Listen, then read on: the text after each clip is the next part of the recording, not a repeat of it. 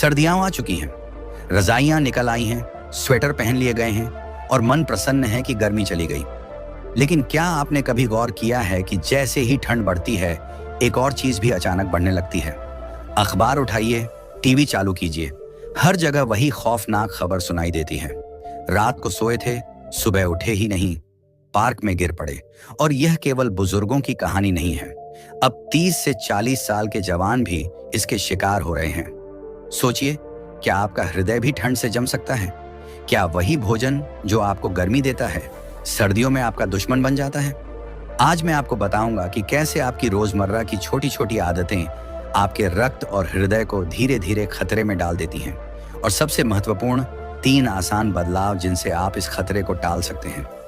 इस वीडियो में आप जानेंगे कि क्यों सर्दियों में आपका रक्त घना हो जाता है और हृदय पर दबाव बढ़ता है, कौन सा सामान्य नाश्ता और भोजन आपका हृदय दुश्मन बना सकता है, और सबसे महत्वपूर्ण 3 घरेलू उपाय जो हर परिवार के लिए जीवन रक्षक साबित हो सकते हैं।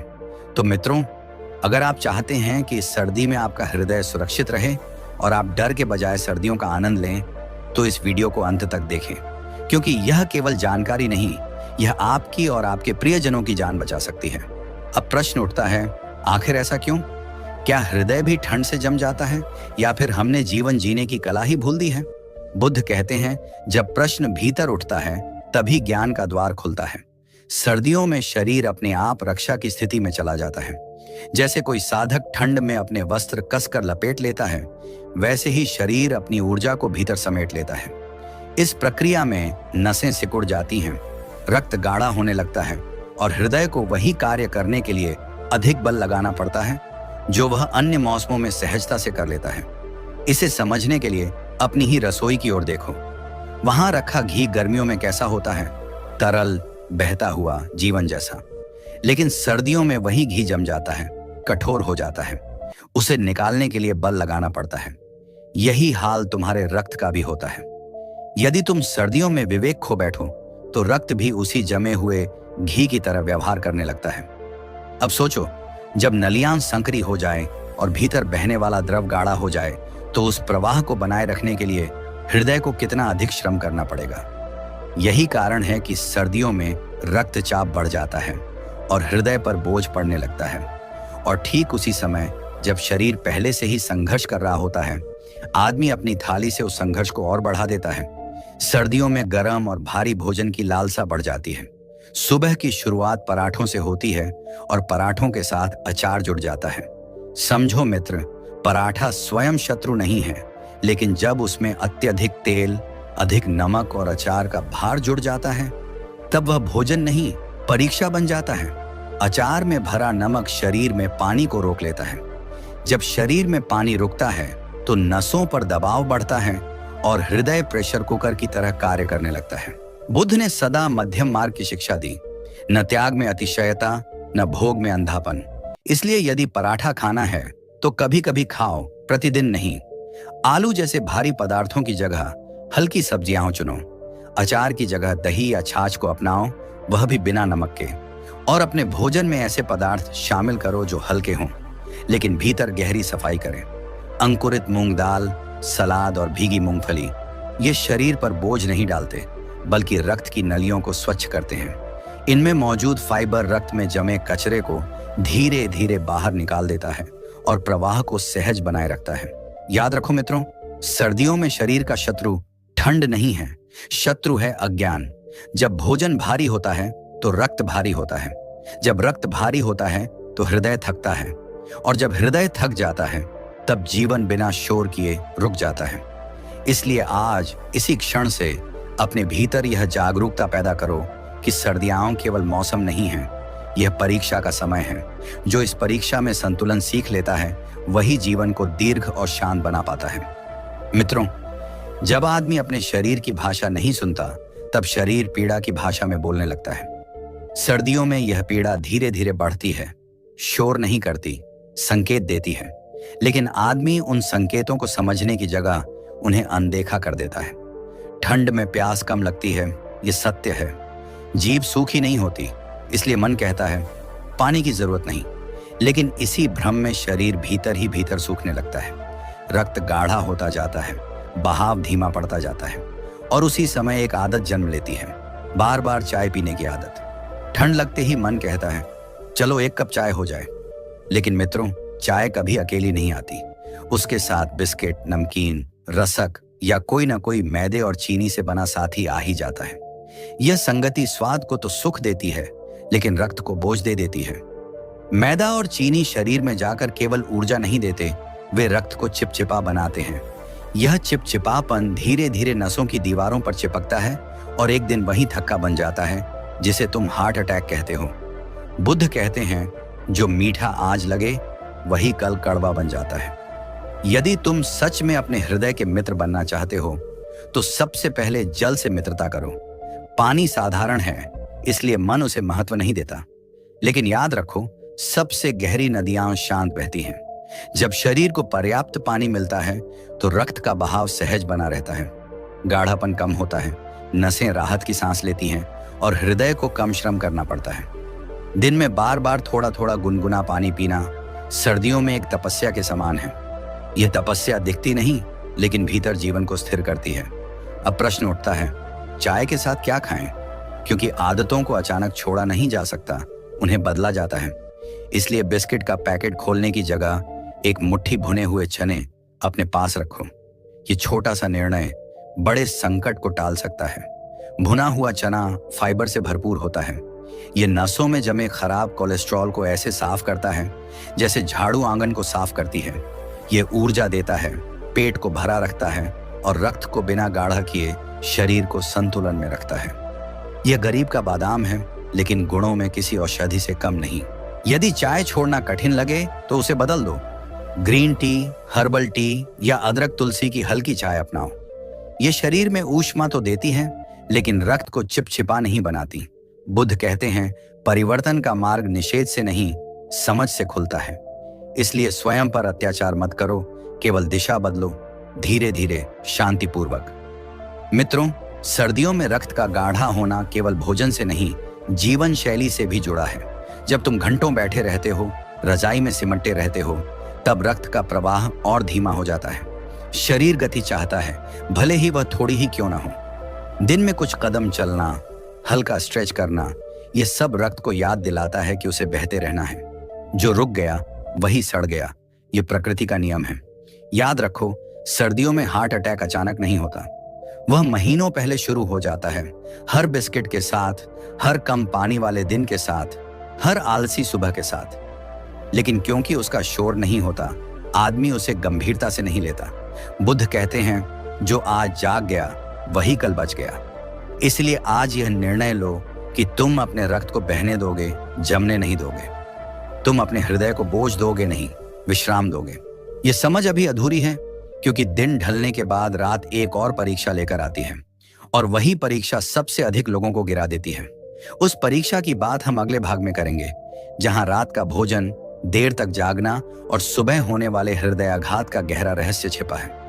मित्रों, जब सूर्य ढलने लगता है तब प्रकृति हमें धीरे धीरे विश्राम की ओर बुलाती है।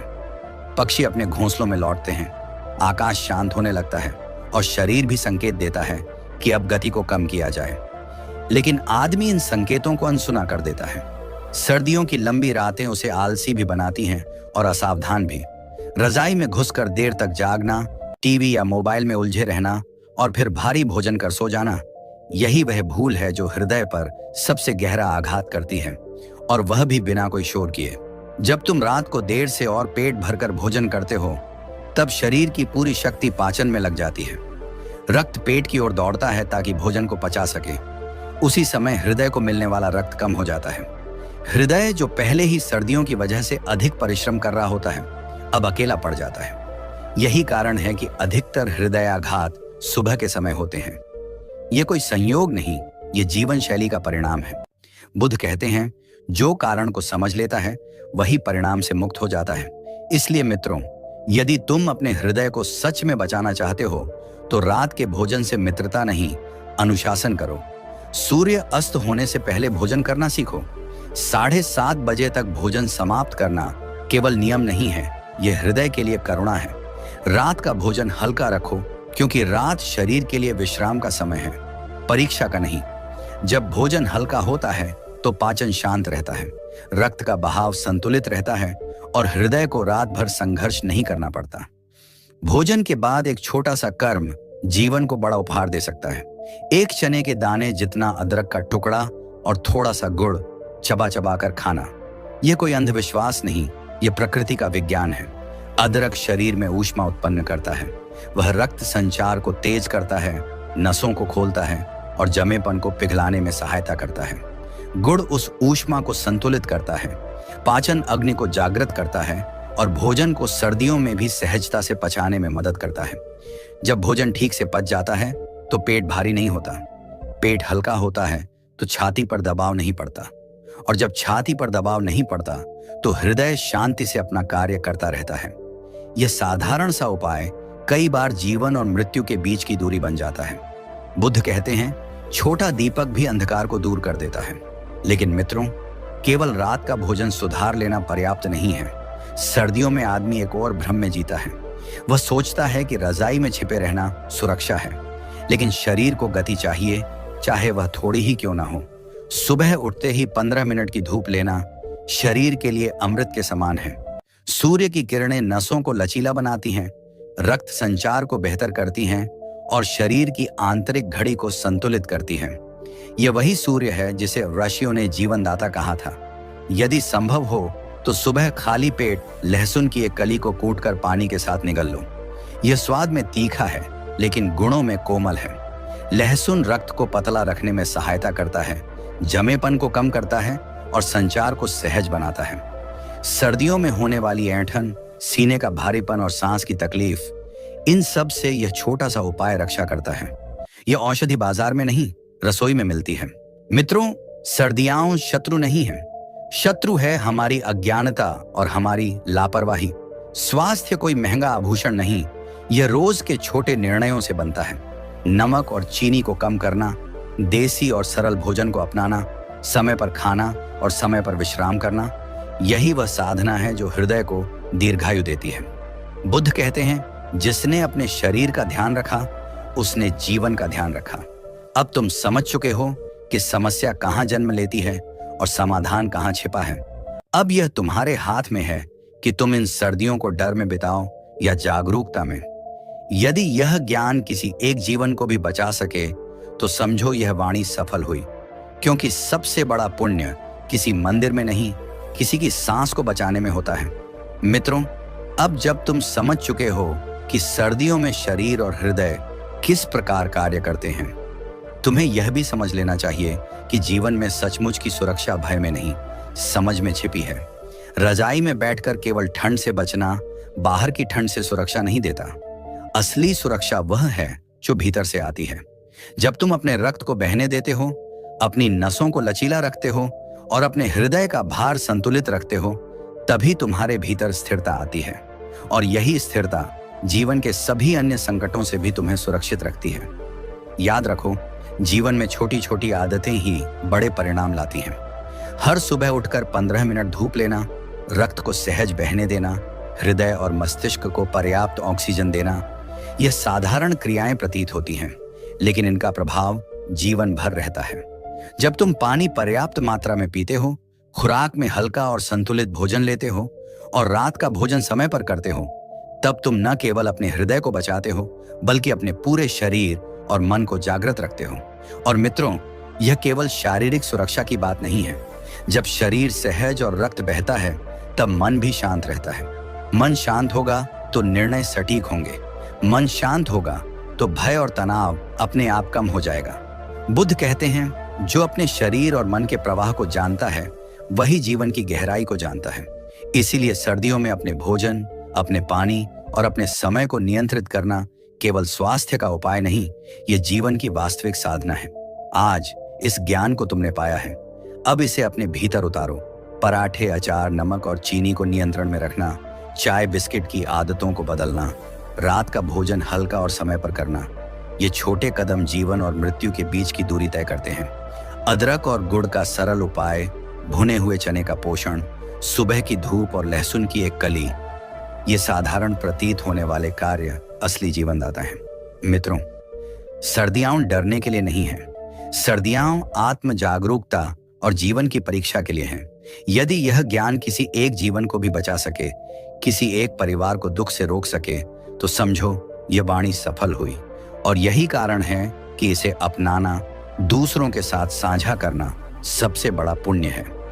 माता पिता, भाई बहन, मित्र और रिश्तेदार जिनके जीवन की रक्षा इस सरल ज्ञान से हो सकती है, उनके साथ इसे बांटो। मित्रों, धन्यवाद इस वीडियो को अंत तक देखने के लिए।